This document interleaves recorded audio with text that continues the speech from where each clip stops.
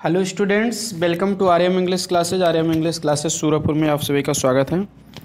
आइए आज की वीडियो में हम प्रोनाउन का अध्ययन करते हैं। ये क्लास 10th राजू प्रकाशन की बुक से कवर कर रहे हैं। हम सारे ग्रामर की एक सीरीज चला रहे हैं जिसमें 10-12 पार्ट पढ़ा चुके हैं। आप उसको भी नहीं देखे हैं तो प्ले लिस्ट में जाइए। क्लास 10th ग्रामर राजू प्रकाशन बुक इसी नाम से है, आप बिल्कुल इसको पूरा देख सकते हैं। उसके बाद मैं एक्सेलेंट का भी ग्रामर कवर करूँगा, इसलिए चैनल पर आपको पूरी तैयारी कराई जाएगी। परिभाषा क्या है प्रोनाउन की? ये वे शब्द हैं जो संज्ञा के स्थान पर प्रयोग किए जाते हैं। ये एक मतलब प्रोनाउन वे शब्द होते हैं जो संज्ञा के स्थान पर प्रयोग किए जाते हैं। Definition: A pronoun is a word which is used in place of a noun. Pronoun एक ऐसा शब्द है जो नाउन के स्थान पर प्रयोग किया जाता है। आज मतलब जैसे ही, सी, हु, देम, हर, हिम, ये सभी नाउन के बदले में आते हैं, इसलिए प्रोनाउन कहते हैं। जैसे हु क्या है? हु माने कौन, तो किसी व्यक्ति का नाम कौन मतलब मोहन, सोहन भी आ सकता है, तो ये हु प्रोनाउन का भी काम करता है। और प्रश्न का पूछने का काम करता है तो प्रश्नवाचक का भी काम करता है, कंजक्शन का भी काम करता है। तो इस तरह से वाक्य में जब प्रयोग किया जाएगा तब पता चलेगा कि ये क्या है, प्रोनाउन का काम कर रहा है, कंजक्शन का, कि प्रश्नवाचक शब्द का। तो इस तरह से कुछ शब्द ऐसे होते हैं जो पार्ट्स ऑफ स्पीच में यूज़ करने के बाद ही पता चलता है कि इसमें ये क्या फंक्शन है, फंक्शन के आधार पर बताया जाता है। तो बाकी तो ही, सी, देम, हिज, हिम, ये सभी क्लियर है कि हाँ प्रोनाउन ही है, एक से ज़्यादा काम नहीं करते हैं। एग्जाम्पल देखते हैं। Ramu did not come, Ramu नहीं आया एज ही वाज इल, क्योंकि वह बीमार था। अब यहाँ ही किसके लिए लगा है? रामू के लिए लगा है, तो रामू के बदले में प्रयोग किया जा रहा था, इसलिए प्रोनाउन हो गया। राधा फेल हो गई because she did not work hard, क्योंकि वो कठिन परिश्रम नहीं की थी। वह मतलब राधा के बदले में सी आया, तो इसलिए ये भी प्रोनाउन है। काइंड्स ऑफ प्रोनाउन के प्रकार देखिए। सर्वनाम के प्रकार निम्नलिखित हैं, काफ़ी प्रकार के होते हैं, लगभग 10 प्रकार के होते हैं। तो चलिए देखते हैं आपकी क्लास 10th राजू प्रकाशन बुक में कितने प्रकार दिए हैं, सबको पढ़ते चले जाइए। व्यक्तिवाचक सर्वनाम 3 प्रकार के व्यक्तियों के लिए प्रयोग किए जाते हैं। तो ये व्यक्तिवाचक सर्वनाम, ठीक है, कितने प्रकार के व्यक्तियों के लिए प्रयोग किए जाते हैं? 3 प्रकार का। ये ऐसा सर्वनाम जिसमें व्यक्ति, वस्तु, जानवर या पक्षी का बोध होता है उसे हम व्यक्तिवाचक सर्वनाम कहते हैं, यानी कि पर्सनल प्रोनाउन कहते हैं। ये 3 प्रकार के व्यक्तियों के लिए प्रयोग किए जाते हैं, यानी कि इसके 3 पर्सन होते हैं। फर्स्ट पर्सन होता है, आई भी उसमें आता है, सेकंड में यू आता है, थर्ड में ही, सी, इट दे आता है। The person speaking, first person मतलब जो पर्सन व्यक्ति बोल रहा है वो अपने लिए आई वी का प्रयोग करता है। पर्सन स्पीकिंग टू माने से, जिससे स्पोकन टू, जिससे बोला जा रहा है उसके लिए टू का प्रयोग होता है। द पर्सन स्पोकन ऑफ माने के बारे में, जिसके बारे में बात की जा रही है उसके लिए ही, सी, इट दे का प्रयोग किया जाता है। यानी कि आई वी का प्रयोग बोलने वाला अपने लिए, यू का प्रयोग जिससे बोल रहा है उसके लिए, और ही, सी, इट दे का प्रयोग जिसके बारे में बात की जा रही है उसके लिए प्रयोग होता है। इन्हें क्रमशः जो है फर्स्ट, सेकंड तथा थर्ड पर्सन के नाम से जाना जाता है। फर्स्ट पर्सन मैस्कुलिन और फेमिनिन, ठीक है। फर्स्ट पर्सन में पुल्लिंग या स्त्रीलिंग है, तो उसके लिए क्या यूज़ किया जाता है? देखिए, नॉमिनेटिव केस होता है आई, इसका प्लूरल क्या होता है? वी। पजेसिव केस में माई, माइन, ये पजेसिव प्रोनाउन है, माई, माइन, तो इसका प्लूरल होता है आवर, आवर्स। ऑब्जेक्टिव केस में मी है और इसका मतलब प्लूरल होता है अस। ध्यान देना, ये इसमें आवर जिसमें 2 दिए, माई, माइन और आवर्स, तो माई और आवर हमेशा नाउन से पहले प्रयोग होते हैं। ये हैं तो पजेसिव प्रोनाउन, लेकिन एडजेक्टिव का भी काम करते हैं क्योंकि नाउन से पहले आते हैं। इन शब्दों का प्रयोग जो है समान रूप से स्त्री तथा पुरुष दोनों में किया जाता है, ठीक। तो ये जितना भी है आई, वी, माई, स्त्री पुरुष दोनों के लिए किया जाता है, ठीक। अब जैसे माई बताया कि आपको पजेसिव प्रोनाउन है और पजेसिव एडजेक्टिव भी है ये, क्योंकि है तो पजेसिव प्रोनाउन है लेकिन एडजेक्टिव का काम करता है। जैसे दिस इज माई बुक, या मेरी किताब, तो बुक के पहले माई लग गया, तो अधिकार बताया जाना, संबंध कि मेरा किताब है, तो प्रोनाउन हुआ। बुक के पहले लगा है माई, एडजेक्टिव का काम करता है कि हाँ मेरी किताब है। विशेषता भी है कि बहुत से लोगों की किताब होती है लेकिन मेरी किताब, इस तरह से ये एडजेक्टिव का काम करता है लेकिन रहता है पजेसिव प्रोनाउन। अब देखते हैं, ठीक है, सेकंड पर्सन मैस्कुलिन या फेमिनिन में क्या आता है? नॉमिनेटिव केस दाऊ होता है, दाऊ माने तुम होता है, प्लूरल नंबर इसका यू होता है। दाऊ का प्रयोग हमेशा सिंगुलर नंबर में होता है, इसका प्लूरल यू होता है। पजेसिव केस में दाई, दाइन, ठीक है, तो दाई नाउन से पहले प्रयोग होने वाला शब्द है, दाइन बिना नाउन के, और इसका प्लूरल होता है योर, योर्स। अब देखते हैं ऑब्जेक्टिव क्या है। ऑब्जेक्टिव केस दी होता है दाऊ का, और इसका प्लूरल यू होता है, ठीक। तो यानी कि दाऊ, दी, दाई, दाइन का प्रयोग जो है हमेशा सिंगुलर में होता है, और यू का प्रयोग प्लूरल में भी होता है। ठीक है, यू का प्रयोग प्लूरल नहीं है। प्लूरल में होने का मतलब क्या है कि यू के साथ हमेशा बहुवचन के ही वर्ब लगाते हैं।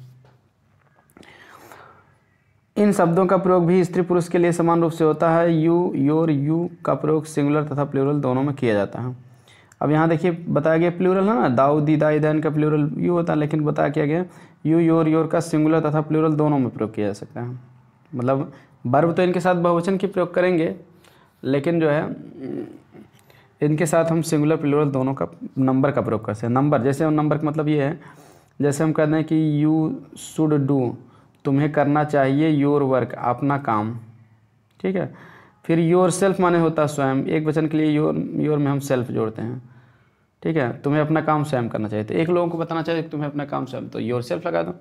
अगर ज़्यादा लोगों को बताना कि तुम लोगों को अपना काम स्वयं करना चाहिए, तो सेल्फ ये भी एफ की जगह भी एस कर योर सेल्फ। इस तरह से योर सेल्फ लगा है यू के साथ, तो जान लीजिए एक वचन में प्रयोग हुआ है। योर सेल्फ जो प्रयोग हुआ है तो बहुवचन में प्रयोग हुआ है। ये इस तरह से दोनों प्रयोग हो सकते हैं। इनडायरेक्ट बनाते समय आपको इसका ध्यान देना चाहिए, क्योंकि योर सेल्फ जो है तो उसी हिसाब से उसको बहुवचन के हिसाब से बदला जाएगा। योर सेल्फ है तो एक वचन के हिसाब से यू को बदला जाएगा। अब यहाँ थर्ड पर्सन का भी देख लेते हैं। थर्ड पर्सन में देखिए नॉमिनेटिव केस ही है, फेमिनिन जेंडर इसका सी है, न्यूट्रल जेंडर नपुंसकलिंग इट है, सभी मिला के जेंडर्स जो है दे होता है। चाहे फेमिनिन हो या मस्कुलिन हो या न्यूट्रल हो, सबके लिए बहुवचन शब्द क्या है, दे है। पजेसिव केस में हिज है, हर, हर्स, इट्स, और इनका बहुवचन देयर और देयर्स होता है। ऑब्जेक्टिव केस में हिम, हर, इट होता है, बहुवचन देम होता है। विशेष में कुछ बातें देख लेते हैं। अधिकांशतः पर्सनल प्रोनाउन के possessive case my, my, your, thy, your, his, her, their possessive adjective कहे जाते हैं क्योंकि वे नाउन के साथ प्रयुक्त होकर एडजेक्टिव का काम करते हैं। तो बताया नहीं पजेसिव प्रोनाउन होते हैं, लेकिन एडजेक्टिव का काम करने के नाते इनको पजेसिव एडजेक्टिव भी कहा जाता है। जैसे example, this is her pen, या उसकी कलम है, तो ठीक है, पेन के पहले हर आया है तो पेन नाउन है, हर क्वालिफाई कर रहा है नाउन को, तो इसलिए एडजेक्टिव है। वैसे है पजेसिव प्रोनाउन, लेकिन एडजेक्टिव काम कर रहा है। बुक्स के पहले योर, ये भी पजेसिव एडजेक्टिव काम कर रहा है। माई बैग, ही शर्ट, तो जो भी नाउन से पहले आने वाला शब्द है वो जो है पजेसिव एडजेक्टिव का काम करता है, भले प्रोनाउन रहता है। तो यहाँ पर बता रहे हैं कि हर, योर, माई, हिज प्रोनाउन है, किंतु इनका प्रयोग एडजेक्टिव ग्रुप में हुआ है, तो इन्हें प्रोनामिकल एडजेक्टिव कहते हैं, मतलब प्रोनाउन से बना हुआ एडजेक्टिव कहते हैं। विशेष, हिज शब्द का प्रयोग एडजेक्टिव तथा प्रोनाउन दोनों रूपों में होता है। जैसे this is his pen, noun से पहले आया तो एडजेक्टिव के रूप में हुआ है possessive adjective. This pen is his, यह कलम उसकी है, तो इसमें सीधी सी बात है हिज के साथ कोई भी नाउन नहीं आया तो ये पूरी तरह से पजेसिव प्रोनाउन है। ठीक, तो जब मतलब ये प्रोनाउन मतलब हिज के बाद जो है नाउन आएगा तो वो पजेसिव एडजेक्टिव कहा जाएगा, नहीं तो पजेसिव प्रोनाउन कहा जाएगा। चलिए और कुछ बातें देख लेते हैं। पर्सनल प्रोनाउन के कुछ और उदाहरण। दिस हाउस इज माइन, यह घर मेरा है, तो दीज बुक्स आर योर्स, ये किताबें तुम्हारी हैं। दिस गार्डन इज हर्स, यह बगीचा उसका है। दिस आइडिया ऑफ योर्स, तुम्हारा यह विचार इज नॉट पॉसिबल, संभव नहीं है। तो इन सभी में जो है क्या है कि माइन, योर्स, हर्स, योर्स, ये सभी क्या है पजेसिव एडजेक्टिव हैं, क्योंकि इनके तुरंत बाद नाउन नहीं प्रयोग किया गया, इसीलिए। वो नाउन देखिए, हाउस यहाँ आ गया, बुक्स इधर, गार्डन, आइडिया सब कुछ यहाँ आ गया, तो इधर नहीं लिखा गया, तो ये पजेसिव प्रोनाउन है। इट का प्रयोग देख लेते हैं कहाँ कहाँ होता है, क्योंकि अब ये प्रोनाउन बता देंगे, इसका थोड़ा यूज भी बता दिए। इट पर्सनल प्रोनाउन है जो निर्जीव वस्तुओं के लिए प्रयोग किया जाता है। जैसे दिस इज योर बुक, या तुम्हारी किताब है, टेक इट अवे, इसे ले लो, तो इट का प्रयोग बुक के लिए हुआ है। इट, इसे ले लो मतलब किताब को, तो ये प्रोनाउन है, निर्जीव के लिए लगा। It is easy to find fault, दोष निकालना आसान होता है। It is certain that you are right, यह निश्चित है कि तुम सही हो। इट वाज सी, यह वही थी, हु बिगन द स्पीच, जिसने स्पीच यानी भाषण को शुरू किया। इट रेन्स हैवली, माने भारी बारिश हो रही है या मूसलाधार बारिश हो रही है। इट इज़ समर, गर्मी है। इट इज़ 9 o'clock, 9 बजे हैं। इट थंडर्स, माने बादल गरजता है। इन सभी वाक्यों में इट का प्रयोग सब्जेक्ट के रूप में लग जाता है। जाड़ा, गर्मी, मौसम, समय, दूरी बताने के लिए इट का प्रयोग होता है। रिफ्लेक्सिव प्रोनाउन किसे कहते हैं? रिफ्लेक्सिव प्रोनाउन माने निजवाचक सर्वनाम जब कर्ता के द्वारा किया गया कार्य कर्ता की ओर ही इंगित करें तो इस सर्वनाम का प्रयोग होता है। ये इस प्रकार बनते हैं, ठीक है। तो मतलब कि ये कर्ता के द्वारा किया गया कार्य कर्ता की ओर ही इंगित करें, मतलब संकेत करें, तो इसे हम रिफ्लेक्सिव प्रोनाउन कहते हैं। इसकी परिभाषा है, जब किसी के द्वारा किए गए कार्य का प्रभाव उस पर ही पड़े, यानी कर्ता के द्वारा किए गए कार्य का प्रभाव कर्ता पर ही पड़ता है, तो उसे हम रिफ्लेक्सिव प्रोनाउन कहते हैं। निजवाचक सर्वनाम, निज मतलब खुद पर ही प्रभाव पड़ेगा जो भी काम करोगे। तो रिफ्लेक्सिव प्रोनाउन की खासियत क्या है, पहचान क्या है? तो रिफ्लेक्सिव प्रोनाउन जो है पर्सनल प्रोनाउन में जो है सेल्फ या सेल्फ जोड़कर बनाए जाते हैं। तो इसमें सेल्फ या सेल्फ जुड़ा रहता है और वाक्य में ऑब्जेक्ट की जगह प्रयोग किए जाते हैं। जैसे माई सेल्फ, माई में सेल्फ जुड़ा है, हिम में self, her self, your self, ठीक है। और देखिए योर में सेल्फ भी जुड़ सकता है, सेल्फ भी जुड़ सकता है, क्योंकि योर सेल्फ एक लोगों के लिए कहोगे तो योर सेल्फ, ज़्यादा लोगों के लिए योर सेल्फ, यानी कि एक वचन में सेल्फ जोड़ा जाता है, बहुवचन में सेल्फ जोड़ा जाता है। ओन सेल्फ, सेल्फ है मतलब ओन सेल्फ भी एक वचन के लिए लगा, ठीक है। बात पर जोर देने के लिए ओन सेल्फ यूज किया जाता है। Itself, themself, yourself, ourself, ठीक है। तो ओन सेल्फ एक वचन है, आवर सेल्फ जो है बहुवचन है। तो जिसमें जो एक वचन रहेगा उसमें सेल्फ जोड़ा जाएगा, बहुवचन रहेगा तो सेल्फ जोड़ा जाएगा। तो ऊपर की ये सभी एक वचन है, नीचे के बहुवचन है। एग्जाम्पल देखते हैं। ही पिक्ड हिमसेल्फ, वह स्वयं, पिक्ड माने उठाना, उठाया। अब यहाँ क्या है, पिक किसे उठाया, स्वयं को उठाया। तो ही जो उठाने का काम कर रहा है उस पर ही पड़ रहा है, स्वयं पर ही पड़ रहा है, तो कार्य का प्रभाव कर्ता पर ही पड़ता है, तो उसे निजवाचक सर्वनाम कहते हैं। देखिए ऑब्जेक्ट के जगह आया है, किसको उठाया, स्वयं को। दे पुट देमसेल्फ, वे स्वयं को रखे इनटू डिफिकल्टी, कठिनाई में, स्वयं कठिनाई में रखना या डालना, पुट मीन्स डालना, कठिनाई में डाल दिए। वे डाले, किसको डाले कठिनाई में, स्वयं को। तो मतलब जो भी काम किए उन पर ही उसका प्रभाव पड़ा, तो ये निजवाचक सर्वनाम होता है। विशेष रिफ्लेक्सिव प्रोनाउन पर्सनल प्रोनाउन के एक वचन में सेल्फ, बहुवचन में सेल्फ लगाने से बनता है। तो बता दिए गए, ऑब्जेक्ट की जगह आता है, वर्ब के तुरंत बाद, ये भी ध्यान दीजिए, ठीक है। तो ध्यान दीजिए कि ये रिफ्लेक्सिव प्रोनाउन है। इस एक और प्रोनाउन होता है जो इसमें नहीं दिया है, मैं उसको बता ही दे रहा हूँ। यही रिफ्लेक्सिव प्रोनाउन को सेल्फ या सेल्फ फॉर्म से ही एक और प्रोनाउन बनता है, उसका नाम है इम्फैटिक प्रोनाउन। इम्फैटिक प्रोनाउन माने होता है दृढ़ता सूचक, दृढ़ता सूचक सर्वनाम। तो जो सर्वनाम जो है दृढ़ता दिखाने या जोर डालने के लिए प्रयोग किए जाते हैं उन्हें हम दृढ़ता सूचक सर्वनाम कहते हैं। जैसे हम कहते हैं कि ही, यह भी सेल्फ या सेल्फ फॉर्म से ही बनता है, थोड़ा सा अंतर है लेकिन। जैसे ही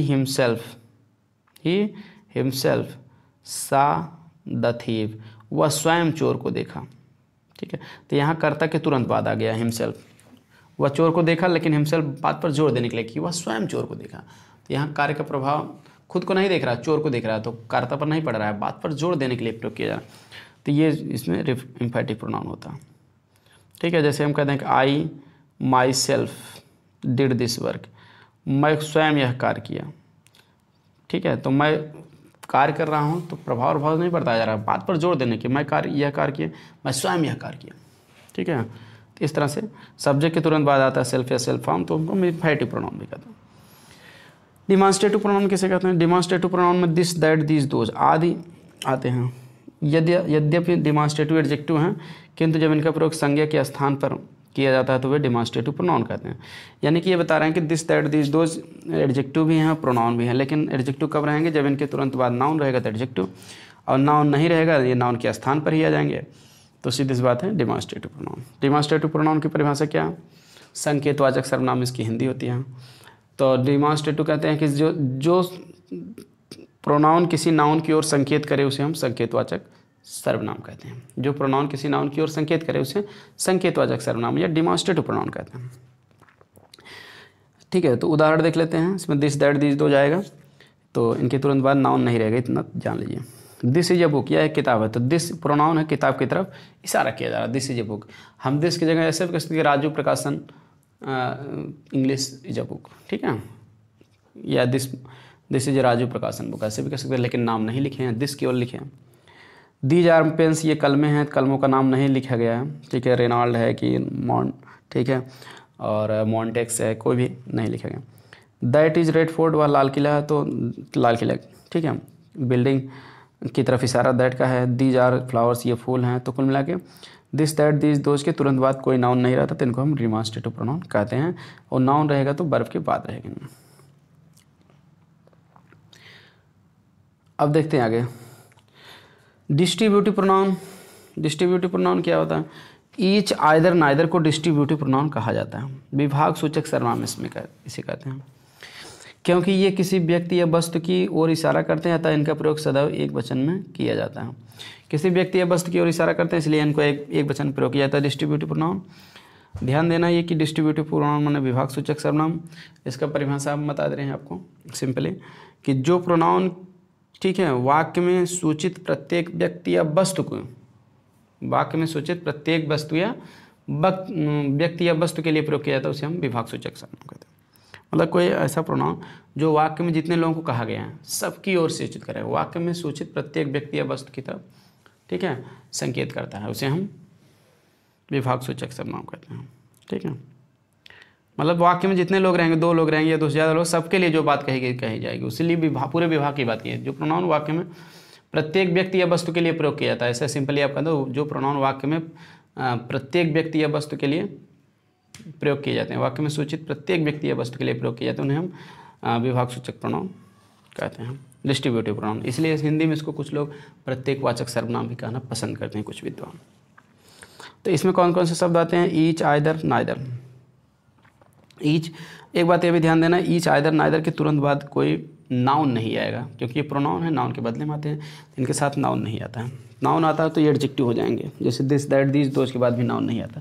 जैसे दिस इज ए बुक या दिस बुक इज माइन, अगर नाउन आ गया तो ये ही एडजेक्टिव काम करने लगे। यहाँ भी ईच बॉय, ईच गर्ल अगर आ जाएगा तो ईच के एडजेक्टिव हो जाएगा, लेकिन ये सब नहीं आएगा। जब ये प्रोनाउन रहेंगे तो इनके तुरंत बाद ऑफ आएगा, केवल ऑफ आएगा, उसके बाद प्लूरल नाउन आएगा, लेकिन वर्ब हमेशा एक वचन की यूज़ की जाती है, क्योंकि ऑफ के बाद वाला नाउन जो है सब्जेक्ट नहीं माना जाता है, ईच, आइदर, नाइदर माना जाता है, इसलिए ये हमेशा एक वचन में इनके साथ वर्ब यूज़ की जाती है। ईच ऑफ द बॉयज़ माने लड़कों में से प्रत्येक गेट्स अ प्राइज, एक पुरस्कार पाया, तो मतलब वन बॉय, मतलब प्रत्येक मतलब हर एक लड़का, एक एक करके बताया जा रहा है, तो one boy. Either of these roads, इन रोडों में से, आइदर माने कोई भी, आइदर का मतलब क्या होता है? 2 में से कोई भी, 2 लोगों के लिए आइदर लगेगा, अफर्मेटिव में, निगेटिव में नाइदर लगेगा। आइदर ऑफ दीज रोड्स माने इन दोनों रोडों में से कोई भी, leads to the railway station, railway station की तरफ ले जाती है, तो यहाँ क्या है? 1 रोड, 2 रोड हैं, उनमें से कोई भी एक रोड पकड़ोगे, रेलवे स्टेशन की तरफ जाओगे। नाइदर ऑफ द 2 हाउसेज, 2 घरों में से कोई नहीं, इज गुड, अच्छा है। तो चलिए आगे देखते हैं हम। तो आइदर, नाइदर 2 के लिए लगेगा, अफर्मेटिव में आइदर, निगेटिव में neither. Interrogative pronoun, interrogative pronoun किसे कहते हैं?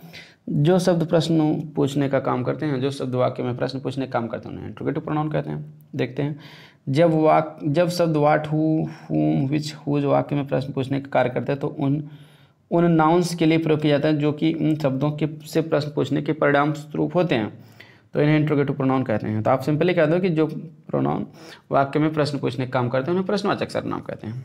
ठीक है, किसी नाउन के बदले में, वाक्य में किसी नाउन के बदले में आते हैं और प्रश्न पूछने का काम करते हैं, प्रश्नवाचक सर्वनाम कहलाते हैं। उदाहरण, व्हाट इज दिस, यह क्या है, तो आप नाम नहीं बताएगा यह क्या है, तो आप कह सकते this is book, this is pen, तो नाउन आ गया ना, तो इसलिए। हु रोट दिस बुक, यह किताब किसने लिखा, तो किसी का नाम नहीं बताया गया, तो मान लीजिए रामचरितमानस है, ये कोई भी किताब है कि तुलसीदास रोट दिस बुक, इस तरह से कुछ भी बता सकते हैं नाम। Home did you give your book, तुम अपने किताब किसको दिए, तो नाम नहीं बताया गया, तो मान लीजिए कह दिए मोहन को दिए, तो मोहन के बदले में हुम आया। हु इज़ दिस, या कौन है, तो या दिस इज मोहन, रवि, कुछ भी बता सकते हैं। तो यहाँ व्हाट, हु, हुम, ये सभी क्या है? किसी नाउन के बदले हैं, भले प्रश्नवाचक शब्द हैं, प्रश्न पूछने का काम कर रहे हैं, लेकिन है तो नाउन के बदले में ही है, इसलिए इनको प्रोनाउन कहा जाएगा। प्रोनाउन भी कहा जाएगा, प्रश्नवाचक शब्द भी कहा जाएगा, दोनों कह सकते हैं। ठीक है, तो यहाँ प्रोनाउन पढ़ रहे हो तो प्रोनाउन की तरह आप इसको समझिए, प्रोनाउन नाउन के बदले में आया, इसलिए इंट्रोगेटिव प्रोनाउन कहलाते हैं। आगे है रिलेटिव प्रोनाउन। रिलेटिव प्रोनाउन किससे कहते हैं? संबंधवाचक सर्वनाम इसके हिंदी में कहते हैं। संबंधवाचक सर्वनाम में सामान्यतः क्वेश्चन वर्ड्स का प्रयोग 2 समान उपवाक्यों में संज्ञा का संबंध प्रदर्शित करने के लिए किया जाता है। को हम सिंपली परिभाषा दूसरी बता देते हैं। जो प्रोनाउन, ठीक है, 2 वाक्यों को जोड़ता है और अपने से पहले आने वाले नाउन से संबंध बताता है, उसे हम संबंधवाचक सर्वनाम कहते हैं। जो प्रोनाउन 2 वाक्यों को जोड़ता है और अपने पहले से आने वाले नाउन से संबंध बताता है, उसे संबंधवाचक सर्वनाम कहते हैं। एग्जाम्पल देखते हैं। दिस इज द बॉय, यह वही लड़का है, who showed me A picture, जो मुझे एक तस्वीर दिखाया। जो का मतलब लड़के के लिए इशारा है। देखिए यहाँ, यह लड़का है, लड़का ने मुझे तस्वीर दिखाया, तो दोबारा लड़का ना लिख के लड़के के लिए हु लगा दिया गया। 2 वाक्य था, यह लड़का है, लड़का मुझे तस्वीर दिखाया। दूसरी बार लड़का ना लिख के हु लिख दिया, तो यहाँ क्या है, एक वाक्य एक वाक्य दोनों को हु से जोड़ा गया है और हु का प्रयोग पहले आने वाले बॉय से इसका हु का संबंध है, इसलिए संबंधवाचक सर्वनाम। तो यहाँ हु क्या है, सर्वनाम है, रिलेटिव प्रोनाउन और कंजक्शन का भी काम कर रहा है, इतना ध्यान देना। आई गॉट द पेन, मैं वह कलम पाया विच वाज लॉस्ट यस्टरडे, जो कल खो गई थी। तो यहाँ मैं कलम पाया, कलम कल खो गए थे, कलम के लिए विच लगा, जो कल खोई थी मतलब कलम, तो जो का संबंध किससे है, विच का, नाउन से है, तो इसलिए ये संबंधवाचक सर्वनाम है प्लस कंजक्शन तो है ही। कुछ आवश्यक जानकारियाँ भी देख लेते हैं। पर्सनल प्रोनाउन का प्रयोग निम्नवत क्रम होता है। जैसे पर्सनल प्रोनाउन में तीनों क्रम I, we, you, they, he, she, it, इनको पर्सनल प्रोनाउन कहते हैं। तो अगर तीनों आ गए तो कैसे लिखोगे आप, देखो पहले यू लिखा जाएगा, फिर ही यानी कि सेकंड, थर्ड, फिर आई यानी कि फर्स्ट, यू ही आई, ठीक है। यानी इसको आप शॉर्टकट में याद कर सकते हैं, 231 सेकंड पर्सन प्रोनाउन, 3 का मतलब थर्ड पर्सन प्रोनाउन, 1 का मतलब फर्स्ट पर्सन प्रोनाउन। जैसे you and he came here, तुम और वह यहाँ आए। अब फिर आगे देखिए यू सेकंड है, थर्ड है, you and I will go tomorrow, तो यू के बाद सेकंड हो गया, थर्ड नहीं है तो फर्स्ट आ जाएगा, you and I will go tomorrow. अब तीनों है तो you he and I went were present there, तुम वह और मैं वहाँ उपस्थित थे। मी, हिम एंड देम सदैव ऑब्जेक्टिव केस में ही प्रयोग किया जाता है, ये ऑब्जेक्ट है तो ऑब्जेक्टिव केस में ही। जैसे ही टॉक्ड टू हिम स्टरडे, वह उससे कल बात किया। He gave me a pen, तो इसमें भी मी ऑब्जेक्ट है। I taught them in the class, ये भी मी देम ऑब्जेक्ट है। यू का प्रयोग नॉमिनेटिव और ऑब्जेक्टिव दोनों रूपों में किया जाता है, तो यानी सब्जेक्ट भी यू होता है, उसका ऑब्जेक्ट की जगह भी लिखा जाएगा तो यू है। जैसे यू रोट यू लेटर, तुम एक पत्र लिखे तो यू इसमें सब नॉमिनेटिव केस है। I wrote you a letter, मैं किसे लिखा तुम्हें, तो यू भी इसमें अब ऑब्जेक्टिव है। आई के साथ माई, यू के साथ योर, ही के साथ हिज, सी के साथ हर का प्रयोग सामान्यतः किया जाता है। जैसे अपना कहेंगे आई के साथ अपना कहेंगे माई, यू के साथ योर, ही के साथ हिज, सी के साथ हर, ये सब होता है। जैसे उदाहरण, आई हैव माई बुक, मेरे पास अपनी किताब है। अपना मेरा दोनों होता है इन सभी। ही हैज़ हिज बुक, उसके पास उसकी किताब है यानी कि अपनी किताब है। सी हैज़ हर बुक, उसके पास अपनी किताब है। यू हैव योर बुक, तुम्हारे पास अपनी किताब है। अब देखिए यहाँ कुछ एक्सरसाइज भी दिया गया था, आप इसको भी देख लीजिए, 6-7 2 एक्सरसाइज हैं, तो मैं वीडियो को पॉज करके पहले सोच सकते हो, फिर उसके मैं आंसर भी बता दे रहा हूँ। Point out the pronoun in the following sentence, निम्नलिखित वाक्य में प्रोनाउन का पता लगाना। तो देखिए आई प्रोनाउन है, माई पजेसिव प्रोनाउन है, मान लीजिए पजेसिव एडजेक्टिव का भी काम कर रहा है लेकिन पजेसिव प्रोनाउन है। आपके एग्जाम में अगर कह देगा माई क्या है, तो ऑप्शन में अगर पजेसिव प्रोनाउन है तो आप उसको लगा देंगे, पजेसिव प्रोनाउन नहीं दिया तो पजेसिव एडजेक्टिव आप लगा देंगे, ठीक है, क्योंकि इसके बाद नाउन आया इसलिए लगा देंगे। नाउन नहीं आएगा तो हमेशा पजेसिव प्रोनाउन ही रहेगा। तो I, my, myself, little boy was weeping because, ठीक है, ही हो जाएगा, हीज हो जाएगा। केवल प्रोनाउन बताना, ये नहीं बताना कौन सा प्रोनाउन। मी, ब्रिंग मी हो गया, विच भी हो गया, 2 वाक्य को जोड़ रहा है। आई हो गया, हु हो गया, रिलेटिव प्रोनाउन 2 वाक्य को जोड़ रहा है। ईच हो गया, और ठीक है, इसके बाद बाट पहले आई हो गया, उसके बाद जो है बस ये हो गया, ईच भी हो जाएगा इसमें प्रत्येक। आइदर यू भी प्रोनाउन है, द हैंग्ड हिमसेल्फ प्रोनाउन है इसमें, आई प्रोनाउन है, माई प्रोनाउन है, माई ब्रदर में माई प्रोनाउन है, और ही प्रोनाउन है, मी प्रोनाउन है, देम प्रोनाउन है, सी प्रोनाउन है, हर प्रोनाउन है, इट्स प्रोनाउन है, ठीक है। उसके बाद जो है ओन भी प्रोनाउन है, एडजेक्टिव का भी काम करता है। वी प्रोनाउन है, और आवर प्रोनाउन है, पजेसिव प्रोनाउन। देयर प्रोनाउन है, और उसके बाद वी प्रोनाउन है, आवर प्रोनाउन है, दे प्रोनाउन है, देयर्स प्रोनाउन है। आई होप समझ में आ गया प्रोनाउन कौन कौन से हैं, हो सकते हैं। अब यहाँ कह रहे हैं fill in the blanks with suitable relative pronoun. Relative pronoun को भरना है, आपको अपने मन से भरना है, चाहे जो भी अर्थ के हिसाब से आपको एक कंजक्शन भरना है, वो उसका संबंध नाउन से होना चाहिए, इसलिए वो संबंधवाचक सर्वनाम बन जाएगा। एवरीवन लाइक्स द बॉय, तो प्रत्येक व्यक्ति उस लड़के को पसंद करता है, तो who speaks the truth, who से भर दीजिए। नन लाइक्स द गर्ल, कोई व्यक्ति उस लड़की को नहीं पसंद करता है, हु टेल्स ए लाई, इसमें भी हु जो हो जाएगा, सब्जेक्ट की जगह हु ही रहेगा। I do not know the man, इसमें भी हु हो जाएगा, मैं उस आदमी को नहीं जानता हूँ। हु बीट दिस चाइल्ड, जिसने इस चाइल्ड को पीटा, इसमें भी हु जाएगा। हियर इज़ द बुक, यहाँ वही किताब है, you lost in the school, तो किताब के लिए वो नहीं लगेगा, विच लगेगा, जो, which you lost in the school. I did not know the person, मैं उस आदमी को नहीं जानता, तो इसमें होम हो जाएगा, होम यू कॉल्ड, जिसको तुमने बुलाया था, ऑब्जेक्टिव कैसे, होम, ठीक है। Where is the cycle which I gave you, वह साइकिल कहाँ है जो मैंने तुम्हें दिया था। आगे है you have bought not bought the book, which लगा दीजिए, तुमने वह किताब नहीं खरीदा है, विच आई आस्क्ड फॉर, जो मैंने मांगा था। Here is the book you lent me, यहाँ वही किताब है जो तुमने मुझे उधार दिया था, या वही किताब है, विच लगा दीजिए इसमें भी।